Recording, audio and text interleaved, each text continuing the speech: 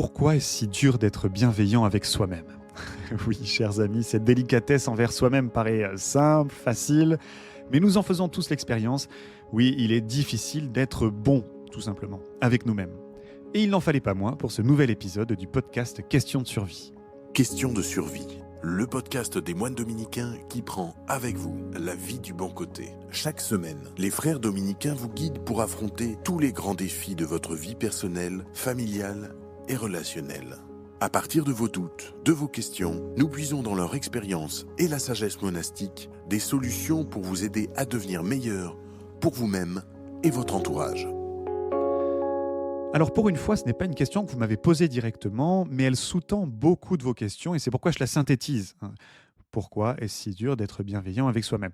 C'est une question qui me concerne aussi, bien sûr. Et c'est peut-être pour cela, je vous l'avoue, que cette fois-ci, j'ai eu du mal à écrire ce podcast.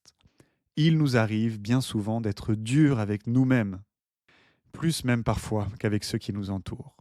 Alors comme à chaque fois, j'ai cherché quelques statistiques sur ce sujet, et voilà ce que j'ai trouvé. À la question « Sommes-nous complexés ?», plus de la moitié des sondés répondent par l'affirmative.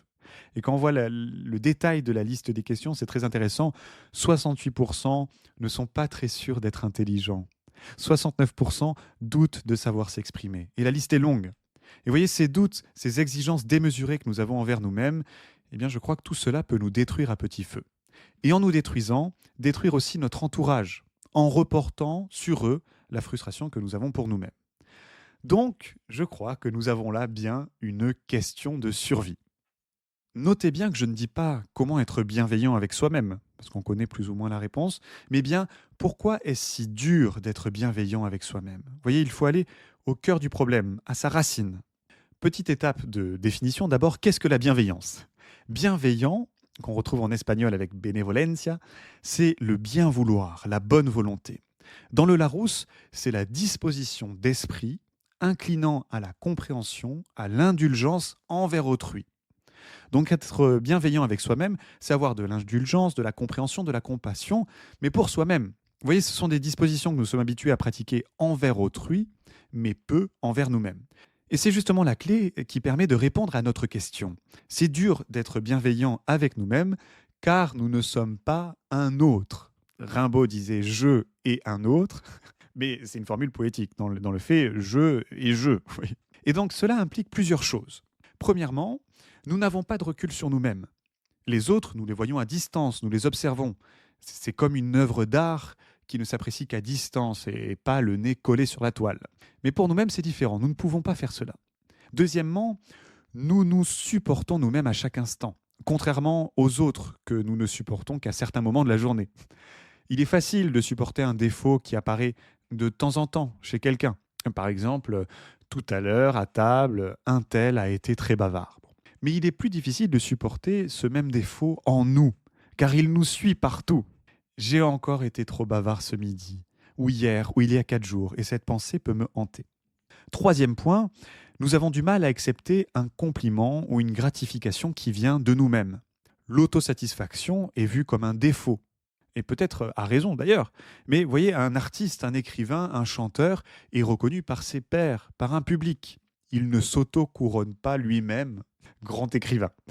Et ce qui fait que généralement, eh bien, pour nous-mêmes, on accepte plus volontiers nos propres critiques que nos compliments. Et puis, quatrième point, nous avons de grandes attentes, nous avons de grands rêves, et c'est bien humain. Ils peuvent nous être propres, voilà, j'ai ce rêve parce que cela me plaît, mais nous pouvons les avoir hérités de quelqu'un aussi, de nos parents par exemple. Nos parents qui voulaient un fils ingénieur, ou bien de nombreux petits-enfants.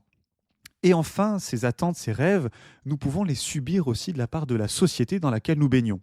Je ne suis pas si beau, je ne suis pas si drôle, je ne suis pas si intéressant, je n'ai pas tant voyagé que toutes ces personnes que je vois sur les réseaux sociaux.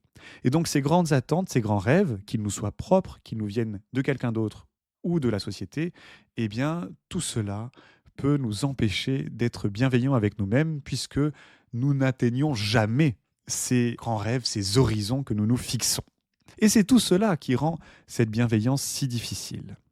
Pour prendre une analogie, imaginez que vous entrez dans une chambre et que vous trouvez une paire de chaussettes par terre. Et là, vous vous mettez à sermonner le propriétaire de la chambre. Pourquoi un tel chaos? Tu es bien bordélique, indiscipliné. D'accord, mais pourtant, quand vous regardez bien, le lit est fait, le bureau est rangé, et puis il y a même une belle vue par la fenêtre. Vous voyez, vous n'agiriez jamais ainsi avec quelqu'un, mais pourtant vous agiriez ainsi avec vous-même. C'est, c'est comme ça que nous nous comportons généralement. Nous sommes obsédés par cette paire de chaussettes, alors qu'elles ne sont qu'un détail dans un contexte plutôt positif. Vous voyez, nous manquons de bienveillance en nous fixant sur un détail sans prendre en compte le contexte général. Et prendre conscience de cette difficulté à être bienveillant avec soi-même, à cause de notre manque de recul, de nos exigences, je crois que c'est le premier pas pour aller mieux. Il nous faut prendre du recul, il faut, je dirais, saupoudrer le tout d'un sain humour sur soi-même. Alors, il ne s'agit pas d'être négligent, mais ne pas être non plus ce petit juge impitoyable qui s'auto-condamne constamment. Il serait en revanche dommage de s'arrêter en si bon chemin, vous en conviendrez. Maintenant que nous savons d'où vient le problème, eh bien, quelles sont les pistes pour le résoudre? Comment être bienveillant? Je pose la question sur ce podcast parce qu'on trouve tout et n'importe quoi sur Internet à ce sujet. J'ai fait ma petite enquête. Il y a plein de théories de développement personnel sur comment s'aimer, comment prendre soin de soi. Et parmi la liste des conseils, j'ai même trouvé se masser les pieds. Voilà, comment s'aimer? Eh bien, massez-vous les pieds. Bon, je comprends l'idée, mais une fois qu'on s'est massé les pieds, je ne suis pas sûr qu'on ait résolu tous nos problèmes. Comment être bienveillant envers soi-même, c'est une vraie question. Et il faut y répondre sérieusement. Et c'est là que le religieux que je suis intervient quelque part. Je dirais qu'il est nécessaire de se montrer bienveillant envers soi-même, puisque Dieu lui-même se montre bienveillant envers nous, et parce qu'il nous le demande.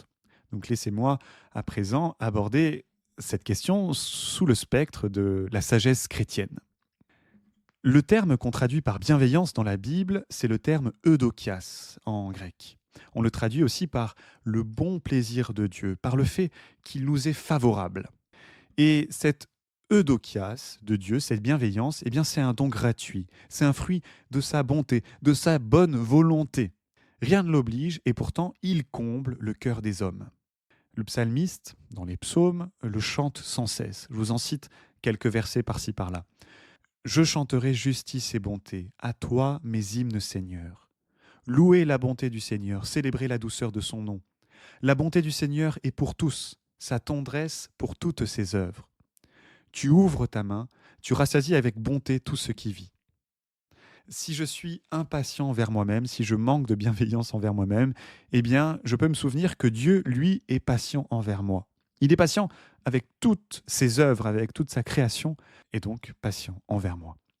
Et c'est si important, cette bienveillance, que cela fait partie du plus grand commandement de Dieu. Je vous cite l'évangile de Matthieu. Jésus lui dit, « Tu aimeras le Seigneur ton Dieu de tout ton cœur, de toute ton âme et de tout ton esprit. Voilà le premier commandement. Et le second lui est semblable. Tu aimeras ton prochain comme toi-même. » De ces deux commandements dépend toute la loi ainsi que les prophètes. Vous voyez, il s'agit bien d'aimer Dieu, c'est le commandement suprême, aimer Dieu de tout son cœur, d'aimer l'autre, d'aimer son prochain. Et on oublie souvent, tu aimeras ton prochain comme toi-même. Il y a de s'aimer soi-même. Il y a ce triangle-là de l'amour chrétien, aimer Dieu, aimer l'autre et aimer soi-même. Alors attention, il ne s'agit pas de tomber dans un amour égoïste et orgueilleux, amour de soi au mépris de l'amour des autres et de Dieu, mais bien de s'aimer soi-même car Dieu nous aime, à cause de Dieu. Et que donc, si nous sommes aimables, nous pouvons aussi aimer. Maintenant que nous avons établi cet impératif, je dis bien impératif de la bienveillance envers soi-même, voici quelques pistes pour l'être vraiment. Premièrement, je crois, ne vous jugez pas vous-même.